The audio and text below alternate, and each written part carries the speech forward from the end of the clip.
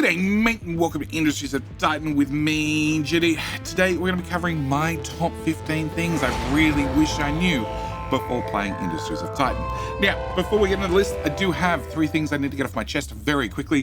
First one is, can I borrow a like? I just want to borrow a like early in the video before you and I forget, and then by all means at the end of the video, if you weren't impressed, you didn't enjoy yourself, you didn't find something in here that you thought of value and worth your like, by all means, you can have it back. Second thing I want to get off my chest very quickly is we're going to be covering a lot of topics. If you want more details on anything we've covered here, we are going to have a whole lot of dedicated tutorial videos coming in the not too distant future. So check the first line of the description for a playlist. Also, it'll be in the first pinned comment below. The third thing I need to get off my chest is if you don't want to listen to me ramble on, you just want to jump forward to item number, 15. You want to know what the last tip is, and it's all about research, or whether you just need to come back to this video and reference things, by all means, this chapter's down below to help you jump back and forth.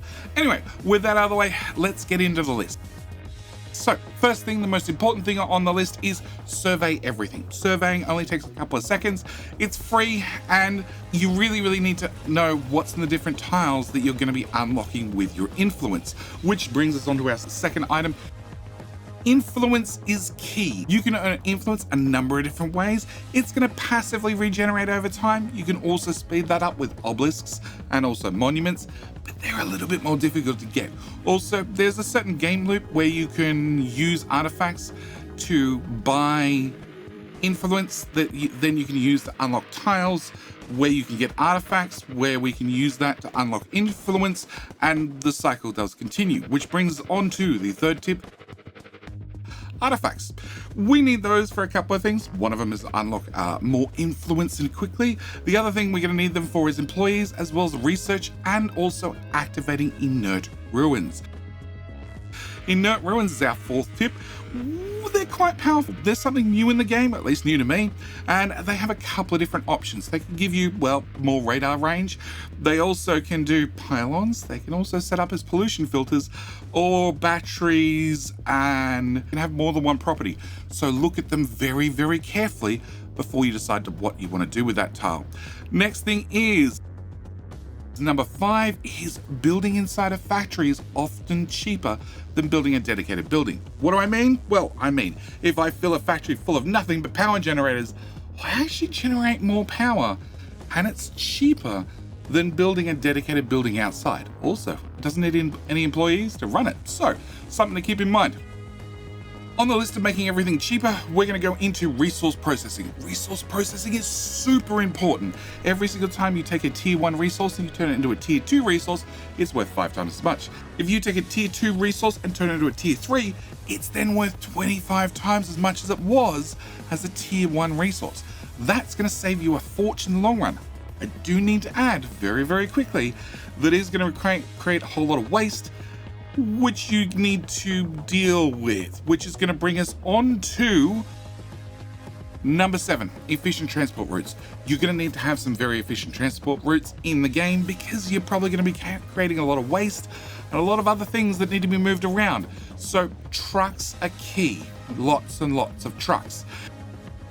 Next off, we have dealing with the rebel scum. Now, the rebel scum, we could fight them, we could shoot them out of the air with our ships. The other option, which is my preferred way of dealing with them, is we just buy them out. We buy the ground that they're building on, and then we just disassemble their buildings. It just seems like a quicker and less violent way of dealing with the rebel problem. Next up, we have connecting buildings. You can take 2 buildings, you can connect them together. It does do a couple of things. One, it's going to give you a small boost in production, but more importantly, it's going to save employees. Rather than having 2 buildings that need 1 employee each, we have 1 single building, twice the size, but it only needs 1 employee. Very good saving there. The catch is, if you have 2 buildings connected, you can't do step number 10, which is, borrow your buildings. Only single individual buildings can be borrowed. When we borrow buildings, well, the rebel scum that we were talking about earlier, the ones we haven't bought out quite yet, they can attack the buildings. If they're burrowed underground, they're completely immune to damage. So, something you need to keep in mind. Next up, number 11 is when building modules. You need to access all sides of a module to repair it, but you don't have to access all sides to build it or use it. So that's something you need to keep in mind when building your ships. You're going to have access on all sides of all items, so the guys can get in there and do some repairs, especially if you're going to be fighting with those ships. But if you're just building a factory building, just fill in every tile. It'll be perfectly fine. Number 12, currency. Currency is not quite as valuable as you would think. It's needed for early building unlocks, then it's also needed for repairs, also it's needed for trucks, to buy more trucks. Also for paying employees. The good news is, if you can't afford to pay your employees, well, they aren't allowed to quit, because we've got no quitters on Titan. Number 13 is air purifiers. They are OP, like OP in a good way. We can put down one of these, we can surround it with smokestacks, which deals with that waste problem we had earlier, and burn everything, and there's no pollution. The air purifier cleans up everything for us. Just keep that in mind. Number 14 is we can edit the employee task order. Now, the game does a pretty good job of putting the employee tasks in a fairly good order, but you are the mayor of this city.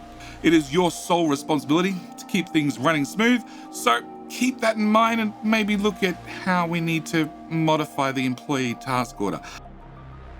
And number 15 is research. Research is extremely powerful. There's a lot of upgrades in here.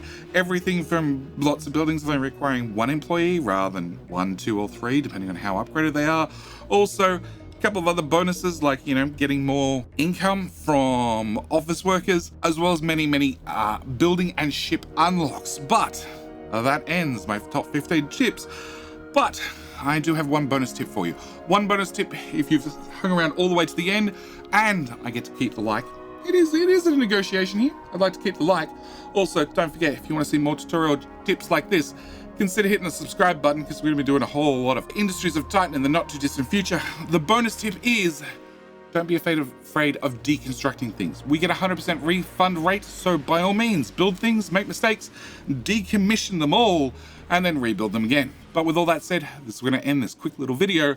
Thank you guys so much for watching. Do hope you've enjoyed, and I'll see you on Titan. We have watched your progress with keen interest, Founder.